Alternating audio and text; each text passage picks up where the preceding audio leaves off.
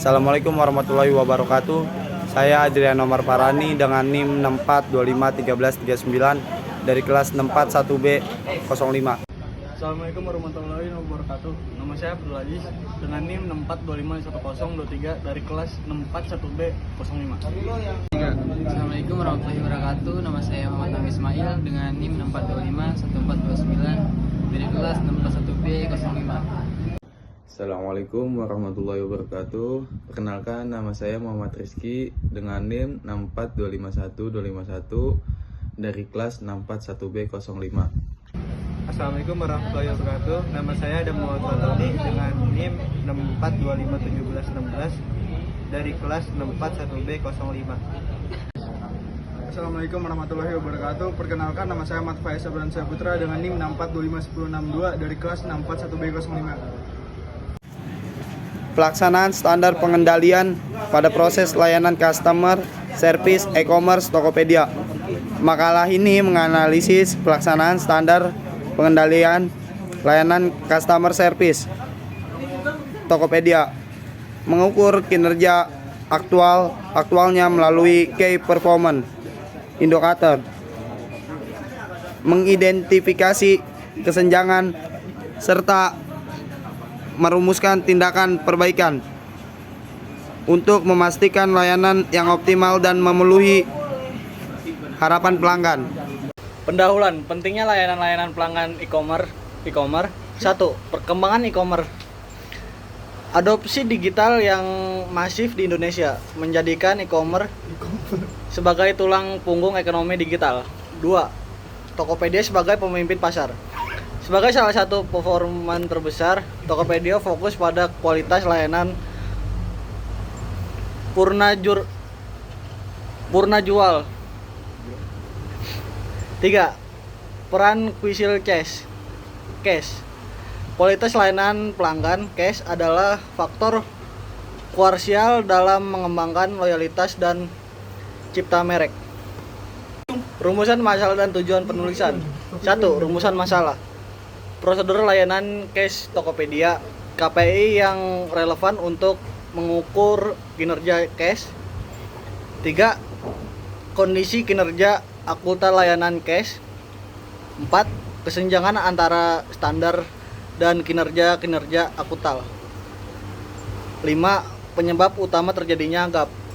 6. Tindakan perbaikan yang dapat diusulkan. Selanjutnya, tujuan penulisan. 1. Menganalisis standar layanan dan KPI cash Tokopedia. 3. Mengukur dan mengembangkan kinerja akuntan standar. Yang terakhir, merumuskan tindakan perbaikan untuk meningkatkan kualitas layanan. Deskripsi proses customer service Tokopedia.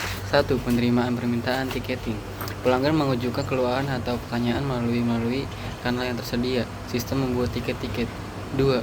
Verifikasi dan identifikasi. Agen CS memverifikasi identitas pelanggan dan detail masalah. 3. Klasifikasi dan prioritas masalah misalnya event, pengiriman, dan diberi prioritas. 4. Pemberian solusi mandiri, help center atau penanganan langsung oleh agen berdasarkan SOP. Eskalasi internal, jika perlu masalah dioper ke tim spesialis logistik atau keuangan. Tindak lanjut dan konfirmasi, agen CS memberikan pembaruan dan memastikan solusi diterima pelanggan. 7. Penutupan tiket dan evaluasi di tiket tutup setelah masalah teratasi, ikuti survei kepuasan pelanggan. Standar kualitas customer service Tokopedia. 1. Kecepatan respon awal, target maksimal 2 menit pada live chat. Kedua, tingkat penyelesaian, minimal 80% kasus selesai dalam interaksi pertama. Ketiga, akurasi informasi, wajib 100% terkait kebijakan refund atau status pesanan. Keempat, ketiga, komunikasi, bahasa formal sopan, solutif, dilarang menyalahkan. Kelima, waktu penyelesaian total, maksimal 8 menit per sesi live chat. Keenam, kepuasan pelanggan, minimal 4.7 atau 95%. Key Performance Indicator atau KPI, Customer Service First Response Time atau FRT, waktu balasan pertama kepada pelanggan. 2. Cancellation Rate, atau FCR. Persentase kasus selesai pada interaksi pertama. Ketiga, Quality Assurance Score, QA Score, penilaian kepatuhan agen terhadap SOP. Yang keempat, Average Handling Time atau AHT, rata-rata durasi penanganan satu kasus. Kelima, Customer Satisfaction Score atau CSAT, nilai kepuasan pelanggan melalui survei. Yang keenam, Adherence to Schedule, kedisiplinan agen memenuhi jadwal kerja. Target KPI Customer Service Tokopedia 2 menit FRT-nya, maksimal waktu respon awal 80% FCR, 90% QA score, 5-8 menit AHT, 95% CSAT, 95% adherence. Representasi data kinerja Customer Service Tokopedia per mingguan 1 April 4.1 9.0 78 88 91, 2 April 4.5 9.5 75 87 89, 3 April 3.9 8.8 79 89 90, 6 April 4.9 10.1 73 85 88. Rata-rata 44.4 9.4 76 87 89,5. Selanjutnya itu ada analisis gap dan akar masalah 5Y. Terjadi gap signifikan pada FRT rata-rata 4.4 menit, target 2 menit, dan CSAT rata-rata 87%, target 95%. Yang pertama itu ada mengapa waktu respon lama, agen kewalahan menangani antrian chat yang menumpuk. Yang kedua itu mengapa antrian chat menumpuk, rasio agen pelanggan terlalu rendah pada jam puncak jam 11 sampai jam 16.00.